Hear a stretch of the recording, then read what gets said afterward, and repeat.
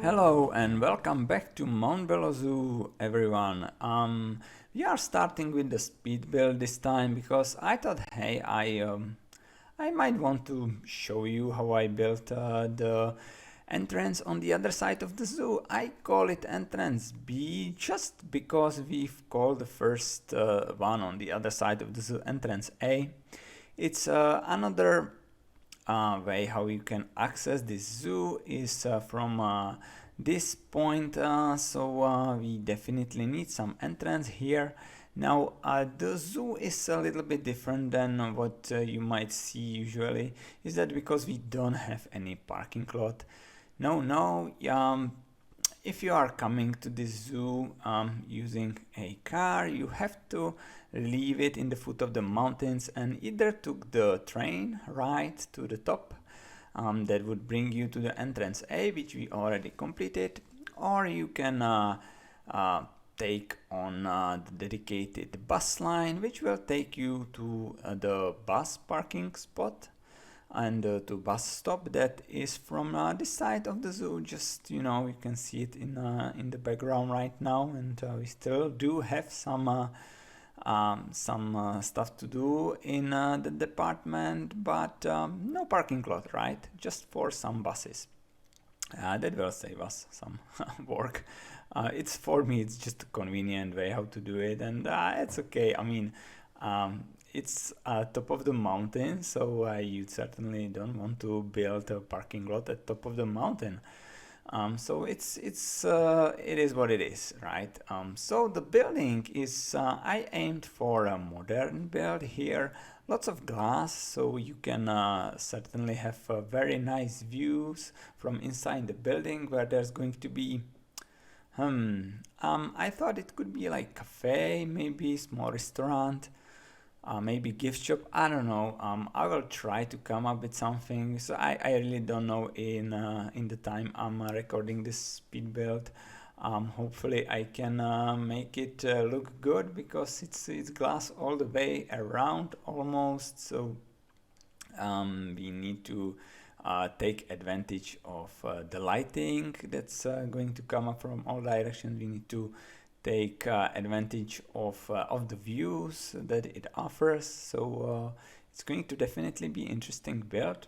And right now you could see me starting to build a very interesting roof. So in the end, I like the structure very much. However, it is a little bit bigger than what I've intended this to be. I thought this will be rather small, uninteresting entrance from the just other side. I still think of this as a backside of the zoo. However, the end result is actually quite big, but I'm not going to, scale it down or anything. Just no, it's just turned out this way, and I kind of like it, so why bother? So you see me just now, put some interesting roof, and that will be it. Another interesting bit is that I thought this episode is going to be just working on this entrance and all that relates to it.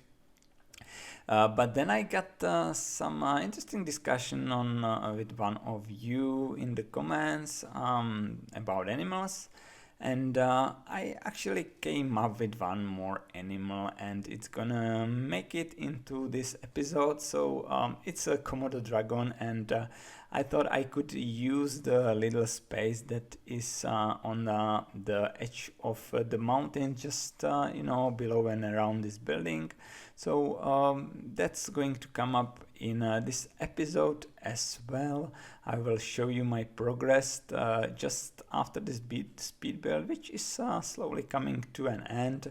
I will just select this bit of a roof and push it a little bit to the side and curve it a little bit, and that's pretty much the basics of this building. And yeah, I think it looks modern, it looks interesting, and yeah, I do like it. So let's skip to the progress.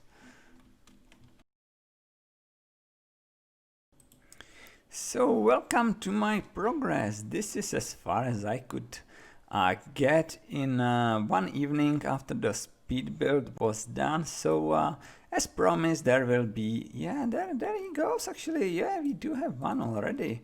Probably not happy, but it is Komodo dragon. So this is going to be enclosure for the Komodo dragons. Obviously, it's not finished yet. And I think it's okay. I just yeah, I just like it. Although there's not going to be a lot of views for the guests to get. You know, it's yeah, it's going to be challenging to see the animals from the top of here, but this is the best I could do. So inside obviously still nothing, but you can get either panoramic views of all the mountains, or if you are lucky you can catch one of our Komodo dragons down there as well. Yeah, I thought they come with the packs, but unfortunately those are am I right? I think those are just two of them in the enclosure, right? So species data, yeah, one male, so they are pretty lonely animals.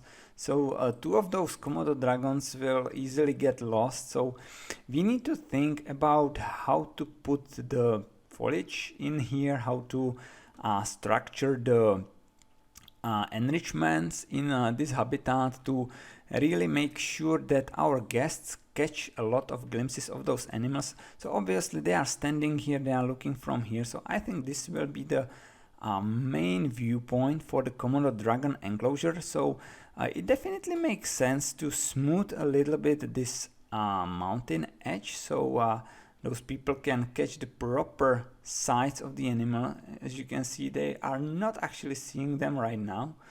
So some good and some neatly placed enrichment items just in this area would make sense. And I need to let's look at the let's actually look at the traversable area. Yeah, I should make this accessible for them as well, so they can go in the water here and maybe swim in here. Maybe I can make like a small little beach here and really put some enrichment items there, so they spend most of the time you know, in the areas where the guests can see them. So yeah, you can think about it this way, and I think the zoos have to think about it this way to really make the animals, you know, not only happy, but also they have to think about the guests and what they can see. So let's turn our focus on the building. It's still missing the roof underneath the other roof. But I do like it. I mean, it's quite big. If I just zoom out, you could see that it almost, oh, where is the, okay, it's almost as big as this entrance, and I thought this one is big, though. Oops, this is even bigger maybe, who knows. But it's okay. Unfortunately we don't get any lighting from this side, any sun shines, not really, yeah, only in the evening, but from the other side it's perfect. So this is going to be part of the entrance that's full backstage, so keeper has staff room, and this is going to be is the information booth obviously, but it's going to imply the ticket windows. So that's it, and the usual entrance crater here. So a lot of stuff to do, but look at this. I mean, look at this. Yeah, I think it's good. Guys, this is how it looks, the finished version. Yeah, we skipped a couple of days of progress, and I'm already done with this entrance, and yeah, I quite like it actually.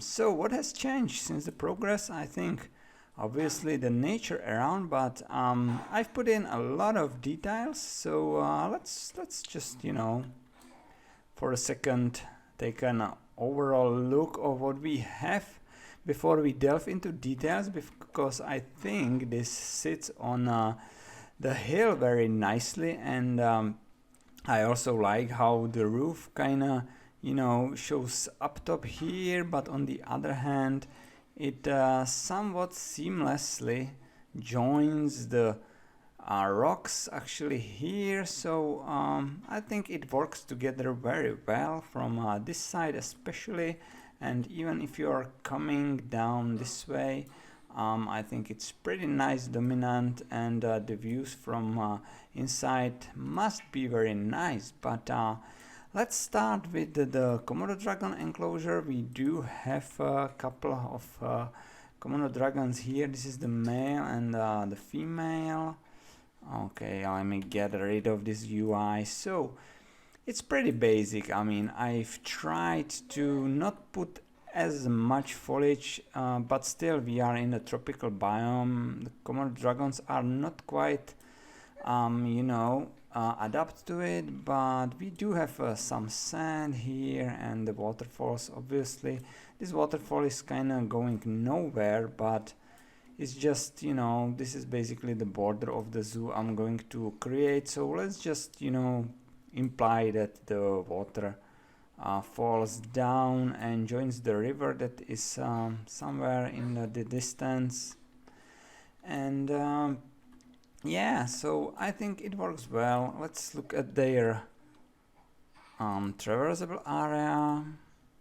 Yeah, this is it. It's not much, just if I put down even a small rock, it immediately loses some of the space, and as you can see, I'm missing like 11 meters square to fulfill their needs, but it's okay. It's okay, I can live with that. So this is the just a stuff part here. Really, I've put a little robe here, and a stuff only sign. So to this side we still do have a lot of work to do on this bus station and stuff, but that's not point for today, right? So let's just pretend we've got off the bus, and let's run through this little incomplete section, and this is from where we can see finished version of this entrance.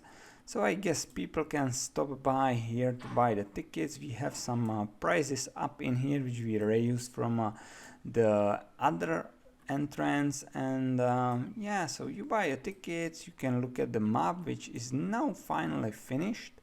So if I put like white markers as a habitats, the black is obviously the paths, and yeah, I mean it's self-explanatory pretty much. So you can look at the map and go through the gate. So we do have some welcome sign right here, which is I mean, it's nothing special, but well, at least we have something. And inside I have created a gifts/coffee. So you can buy some gifts. Sorry, I will try to aim camera better. Yeah, so we've reused some gift shop items from the other entrance as well, because I did not have enough time to create some new one, and obviously this is just for the show. But we do have some coffee booths, and Head's Fantastic booths, and a lot of fluff, and some tables to sit and enjoy the views. So what can we see? So the vistas, obviously, the mountains around. Maybe I can reduce the gleams of the light a little bit. Yeah, that's better. So, and you can catch glimpses of the komodo dragon from here, I think. Yeah, right now we are against the sun, so that's not ideal, but definitely that's all we have. It's one room full of space, and that's great. I like it, that's spacious. Also, I've colored the beams to our Mount Bello scheme, and I think that's splendid. That's really splendid. It's a little color touch that adds really something to this building, which was originally black and white, and even though the design is solid, it was still kind of boring, and it was missing that cherry on top. So I think this colored beams really does that for us, as well as the welcome sign, which is another way how to add a little bit more color to this building. And yeah, the nature around works really well, I think. So Here's the toilets, of course. That's nothing interesting. And we do have this little door that actually leads us into stuff area. We do have a keeper hut and a stuff room, and we can go through these. Oh, sorry, let's change the camera. We can go through this door up, and what is actually this door is the back side of the flamingo habitat. As you can see, sorry, there's a tree out there. Yeah, so we do have some gardens up on top of this building, and this is the backside, which will not be, you know, usable or even seen by the guests. We have some shades in here, even though we cannot get much more sun here than what we have naturally right now, because this big hill is blocking all the sun as well. But from this side, yeah, this is what I was really going for, like this look on the shoulder of the hill. So that's pretty much what I've built this for this episode. I'm sorry that this episode actually took me 2 weeks instead of usual 1 week, but it was pretty busy week. So I'm not going to, maybe, you know, the next episode release after a week as well. It might took me a little bit longer because I still do have some areas to finish, like this parking lot and the top of the mountain. Maybe I'm not sure how much I can do, so you will have to bear with me a little bit and be patient, but that's okay. I will put a sneak peeks as usual on my Discord server, which you can get into via link in the description. So maybe you can catch some sneak peeks ahead of the next episode to see what I'm up to. And as always, let me remind you that I do have Instagram account where I share screenshot pretty regularly as well. And yeah, that's it for today. I think this is good. What do you think, guys? Yeah, it's a bit of a modern. I mean, it's not joining too well with the area that we have made for the flamingos. I know this is more in the classical design, but this is modern.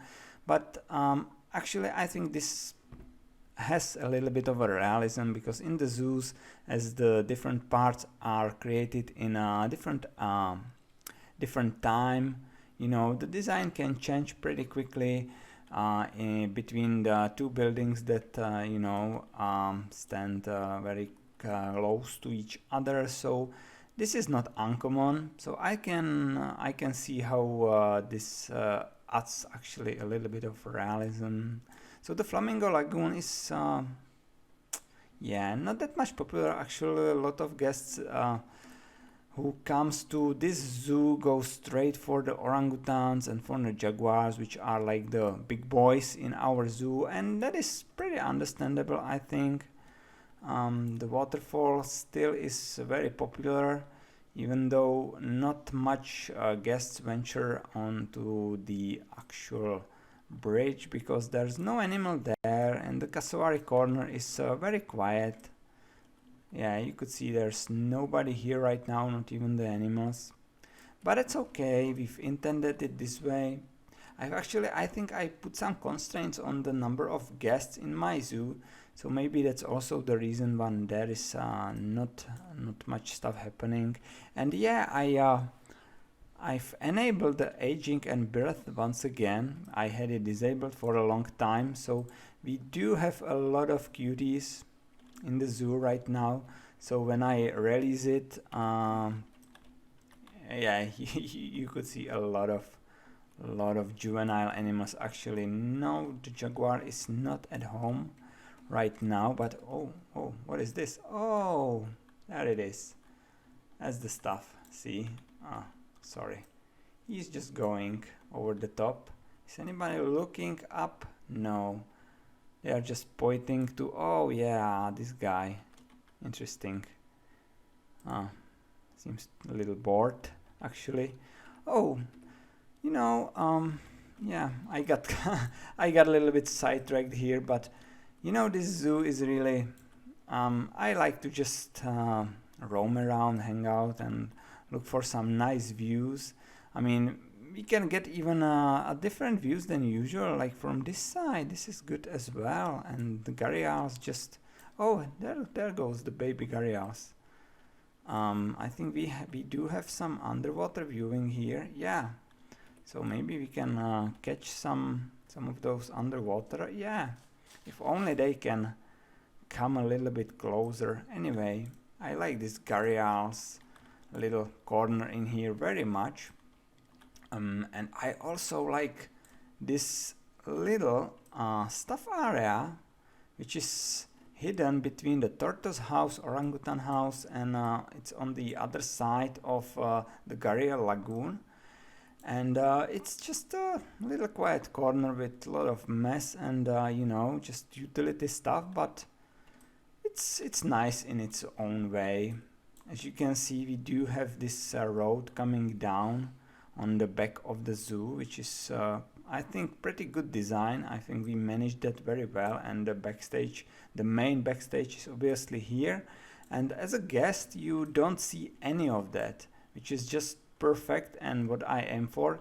So if you are a guest, you are on this side of the zoo the whole way, and all the hills and some walls just blocks you from viewing that ugly part of the zoo. And even this bridge, I think I managed pretty nicely to just, you know, if you are going here, if you really aiming to look at the actual road that is below the bridge, that's okay, but I think with the flora decoration we can manage pretty nicely to just you know, flow the guest attention off of that ugly utility road. It's used by our caretaker actually. Yeah, so it is used, that's good. It is the regular part in game.